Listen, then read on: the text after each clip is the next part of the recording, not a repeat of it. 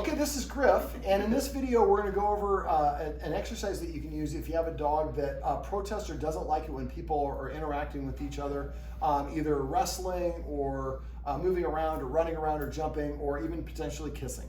So basically, this is one of his guardians, and this is one of his guardian's girlfriends. The only girlfriend, I should say. And basically, she was tickling him with a feather. He saw what he just perceived to be distress, and so he went over and kind of nipped at her and jumped up on her to stop her from doing it. Now, most dogs want to achieve a kind of a calm and balanced environment, and they're going to address things that they disagree with or don't think is cooperative or productive right away. Now, I'm going to ask you to stop petting him right now while we're doing the rest of this video, just because he's going to gravitate off camera. So basically, we can do things to set our dogs up for success. And so if we have he is a herding breed. And so if he has a lot of energy. So before we do this, we didn't do this to set him up for success, but what I would normally recommend you do, take him out for a walk or a run or play a game of fetch or tug or whatever it is. He just needs at least 10 minutes to recover. Then you would do this exercise. Also, you can do that before guests come over and things along those lines. So we want to, when I have a dog that has a behavior issue, what I try to do is create a situation where I can control all of the elements. In this case, I get it direct. People are going to lean towards and do all the rest of this fun stuff. Now, I'm going to have, just because he is, normally I wouldn't do this, but I'm going to have you guys I'm going to have you tickle him and have you kind of recreate what happened. I have him on a leash, but right now he's kind of avoiding. So go ahead and kind of, yep, and just kind of be vocalizing and yeah, and jump on, Well, I don't really know. I can't remember what I did. Like this? That's what I did. There we go. So right there. So that energy was just a little bit too high, and he wanted to break it up because he's a herding breed. That's what he's supposed to do. So now what we're going to do is I'm going to have the guardians, we're just going to do this with a kiss, but you can do this with any sort of activity possible. So what I'm going to have the guardians do is I'm going to have them turn towards each other and lean only 1 inch. Last time we did this, they leaned too much. So we're going to turn towards each other, lean 1 inch towards each other. Then they're going to disengage, turn back, and say yes, and she's going to give him a treat. Go ahead. Yeah, and try not to say that on the side. That's all right. He got distracted. All right, so and yes, I'm going to have you guys not say anything for the rest of this video. That's all right. There you go. Give him that treat. Yes. Very good. Okay, so now go ahead and turn and lean a little bit further towards each other. And then pull back and say yes and give them a treat. So what we're doing is we're breaking this down to individual steps. Keep on doing that and get a little bit closer. I want to do it like 2 or 3 more times. The third time we want to just that quick little peck kiss. Yes.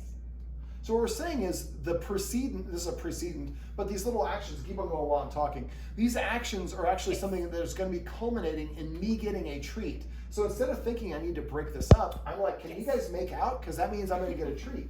So now go ahead and kiss just for, same sort of kiss, but a little bit longer. Yes. And this time kiss for about 4 seconds. Yes. Now if he gets riled up, he starts barking, lunging or whatever, that means that we pushed too far. So go ahead and let's kiss a little bit longer.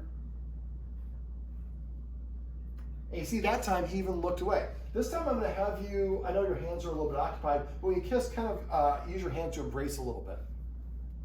Go ahead. There you go. Yes. And this time I'm going to have both of you use your hands and embrace. Okay, I'm going to have treats. Yes. So each time that they did this, he got a treat. Now we're doing this with just a simple exercise of kissing, but we could also do the same sort of thing with people wrestling. So we have, I'm using a leash. I don't need to use a leash for him. And if you do use a leash, you're only using a leash, sorry buddy. I'm using it for him because he kind of is his own dog. He goes wherever he wants. We want to keep him in the shot. But you don't want to have tension on a leash. If I'm see how he's pulling against the leash? That's going to amplify his reactions. So when you're doing this, the leash should have a little bit of, I call this a hanging J. Also, he's here fine, but he might not best be here, especially if he's growling or barking. He's going to amplify the situation. So if we're doing the same for wrestling, what we do is maybe have somebody have him on a leash, and maybe I'd be the one delivering the treats. So I have them wrestle a little bit, very light wrestle, like and then yes, he gets treat. And then we're eventually adding more and more elements to it. Eventually, like they're doing somersaults and flipping over like ninjas, and he's like, who's going to give me the treat, man? So again, if he reacts, we got greedy, we pushed for too much. So you can do this with kids running by. people at the door, kissing on the couch, or whatever, or tickling with a feather, whatever it is. Break it down into small steps. Help the dog practice the smallest version of it that you can without him reacting. Now he can react a little bit, but we don't want any lunging, growling, snapping, jumping up, or that means we push too far. So if he flips his ears or whatever a little bit, yes. But then afterwards he gets that treat, and then after a while he sees the activity as what we call a precedent. When they kiss, I'm about to get a treat. When she tickles him with a feather, I'm about to get a treat. But if we just go for her tickling in too much and he gets too crazy, he forgets all about that. So that's why we have to have very progressive increments of making it gradually more and more intense and more real life, and we work up to the real world situation, and eventually he's just laying on the ground watching people doing backflips over him, and he's like, somebody owes me a treat around here. This is Griff. Yes, he's his own dog, yes. And these are some tips you can use if you have a dog that likes to protest when people wrestle, tickle with feathers, or like to kiss.